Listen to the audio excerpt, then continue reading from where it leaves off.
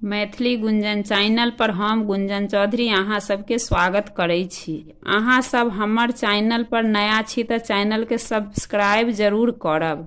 हमरा चैनल पर अहाँ सबके मैथिली गीत आ पाबनि के जानकारी मिलत। बेल आइकन के जरूर प्रेस कऽ देब ताकि सब वीडियो के नोटिफिकेशन सबसे पहले अहाँ के पहुँचत।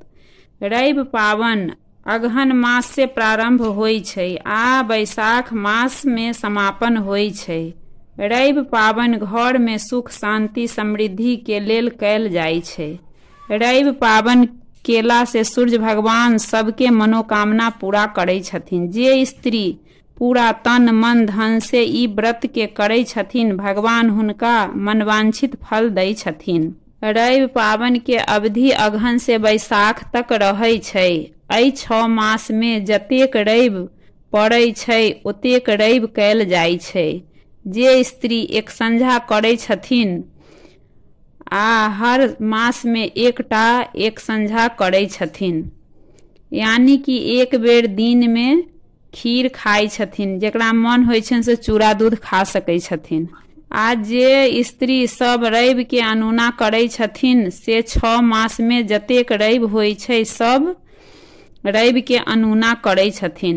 पाबनि सँ एक दिन पहिले मिथिलानी स्त्री सब नहा कऽ अरबे अरबाइन खाइ छथिन आ रवि पाबनि के दिन भोरे से जल्दी उठि कऽ नहा धो कऽ पहिले सँ नीपल पोतल घर में पवित्र बर्तन बासन में ठेकुआ बना कऽ पथिया में डाँट लागल पान के पत्ता सुपारी मखान फल फूल मिठाई लड्डू केला बतासा अरकक पात बद्धी सब सजा के नव कपड़ा से डाली क झाँपि क घर के भगवान के गोर लागि क पोखर पर जा क डाली सजा के पानि में ठाढ़ भ क सूर्य भगवान के अर्घ दै छथिन।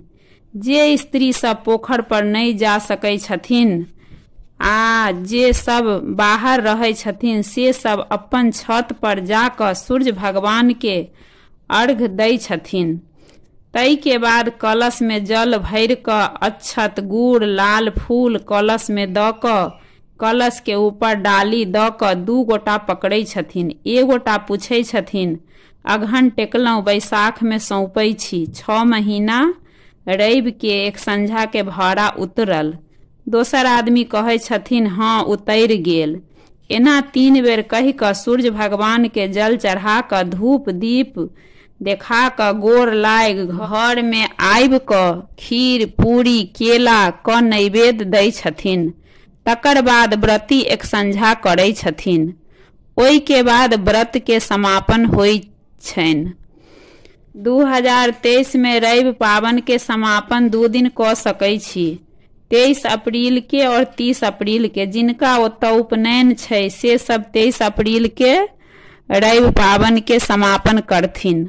अहाँ 23 अप्रैल या 30 अप्रैल दुनू में से कोनो एक दिन व्रत समापन क सकै छी। आशा करै छी अहाँ सबके जानकारी नीक लागल हैत। अगर जानकारी नीक लागत तऽ लाइक करब शेयर करब सब्सक्राइब जरूर कऽ देब। जय मिथिला जय मैथिली।